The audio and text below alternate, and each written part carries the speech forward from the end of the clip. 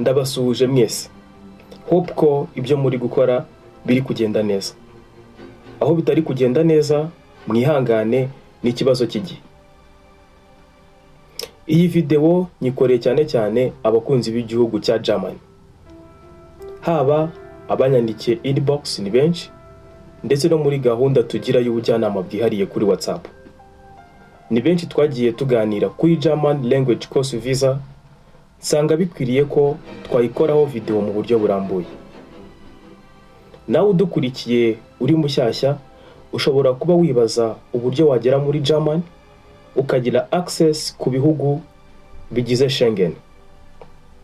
Wibaza nanone inzira nyayo yakugeza muri German utarinze kuba ufite contract y'akazi cyangwa se admission letter ya kaminuza. Ubudage ni kimwe mu bihugu byakira abantu benshi ku isi. Ariko ikintu kimwe gihurirwaho cyangwa se kigenderwaho kugira ngo uhagere ni ururimi, language. Uyu munsi kuri Storyteller Rwanda ngiye kugusobanurira imwe muri visa yoroshye kandi y'ingirakamaro, ariko usanga abantu benshi badakunze gukoresha bitewe no kutayimenya. Iyi visa ni German language course visa. Muri iyi video uramenya ikino visa aricyo,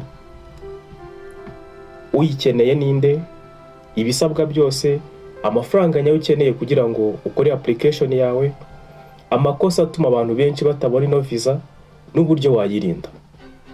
Ndakubwira n'inama zagufasha gutuma ubona visa mu buryo bworoshye.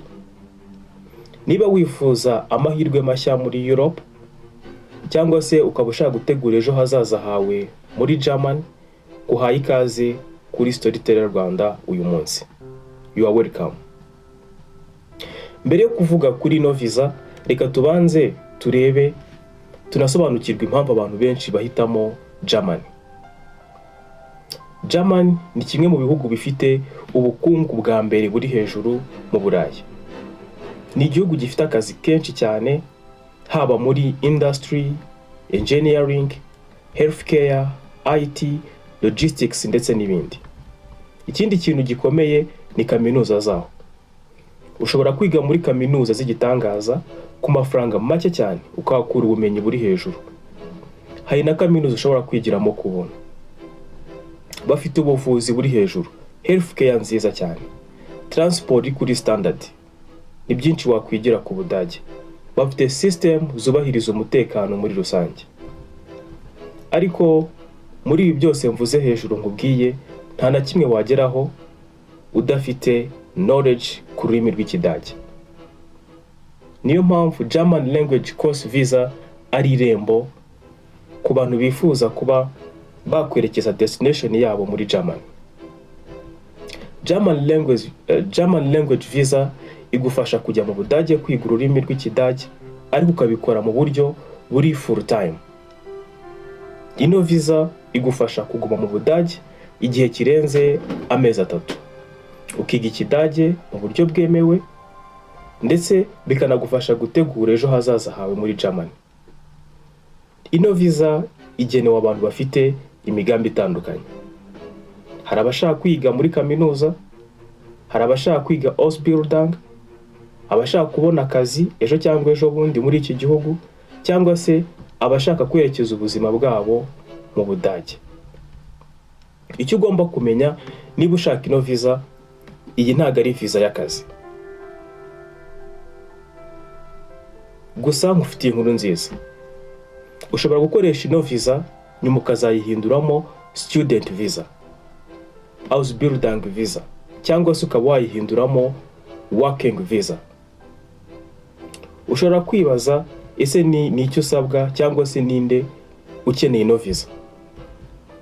First of all, niba ukeneye applyinga kuri ino visa, ugomba kuba udatuye muri Europe. Nanone ugomba kuba ushaka kwiga Ikidage uri mu Budage. Ibyo ukabikora mu gihe kirenze amezi 3.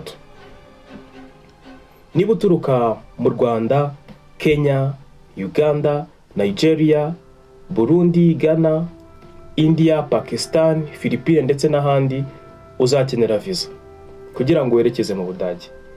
Ariko niba uri umuturage wa Europe, EEA cyangwa se Switzerland, ntabwo ukeneye ino visa kuko hari andi mategeko wowe akureba. Kugira ngo ubone iyi visa yo kwiga Ikidage, ntabwo ari amasomo yose y'Ikidage yemewe. Ugomba guhitamo amasomo yemewe n'amategeko. Intensive courses. Aya ni amasomo y'ururimi akurikiranwa mu gihe cy'amasaha 18 ndetse na 25 ku cyumweru. Ibyo bigakorwa mu gihe cy'amezi 3 kuzamura. Ingero nziza naguha rw'aya masomo ni nka Goethe Institute, University German Preparation Courses, ndetse na Studian Language Programs. Icyitonderwa gikomeye nuko niba amasomo yawe atari intensive, Embassy ishobora kukwima visa cyangwa se ikaguha visa ya long time ya Schengen, mu by'ukuri atari warakozeho application. Hitamo rero intensive courses kugira ngo ubone visa ya German language courses niba ari yo wifuza. Egeranya document zawe. Passport yawe igomba kuba iri valid over 6 months. Igifite pages zitarakoreshwa. Leta yo kwemererwa kwiga, iyi nayo ugomba kuyitondera kuko igomba kugaragaza itariki uzatangiriraho ayo masomo yawe n'itariki uzayasorezaho, amasaha uziga mu cyumweru ndetse n'icyiciro cy'amasomo yawe. Ntiwibagirwe na proof of fund. Muri no mwaka wa 2026, proof of fund ku kwezi igera ku mayero 938. Niba uzahamara amezi 3, ushobora gukuba ukamenya amafaranga ukeneye kuba ufite kuri account before yuko ukora application. Niba uzahamara amezi 6, iyo ukubye usanga ukeneye byibuze 5600 by'amayero kuri account yawe, bizagufasha kubaho muri icyo gihe cy'amezi 6.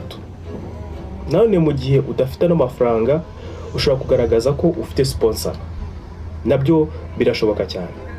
Ushobora kugaragaza ko ufite scholarship. Ibyo rero bijyanirana no kugaragaza impapuro zaho uzatura, accommodation, contract ya landlord, invitation letter, hostel booking. Ni ibintu by'ingenzi cyane ugomba kwitaho. Motivation letter. Iyi document ni document y'ingenzi. Ngiye nayigereranya nk'umutima wa application yawe. Ugomba gusobanura impamvu ushaka kwiga Ikidage, uko bizagufasha mu buzima bwawe, icyo uteganya kuzakora nyuma yo gukurikirana ayo masomo y'Ikidage. Niba ino visa ariyo ushaka gusaba, hitamo ishuri ryemewe, uyandikishe, ubundi utegure document zawe neza. Kora application after ufate appointment kuri Embassy. Iyo umaze gufata appointment, igikurikiraho no gutegura interview yawe, ubundi ugategereza igisubizo. Processing time y'ino visa ifata hagati y'ibyumweru 4 ndetse n'ibyumweru 12. Mu makosa ukwiriye kwirinda harimo guhitamo courses zitarizo, study intensive nkuko nabikubwiye hejuru, kuba ufite amafaranga adahagije. Izi courses zisaba kwitegura. Motivation letter idafite icyerekezo, document zituzuye, kuvuga ko ugiye gukora akazi kandi mu by'ukuri ino visa igenewe abantu bagiye kwiga German language. Embassy ikintu ibikeneye ni ukuri, clarity ndetse n'umugambi wawe uhamye. Hitamo ishuri rizwi, utegure documents za hakiri kare, wandike motivation letter isobanutse, uvuge ejo hazaza hawe mu buryo bufatika. Wirinde kuvanga visa kuko hari student visa, hakaba working visa n'izindi. Hitamo visa ijyanye no kwiga ururimi rw'Ikidage kubera ko ariyo ubukeneye. German language ni intangiriro, ariko mu by'ukuri ntago ari iherezo.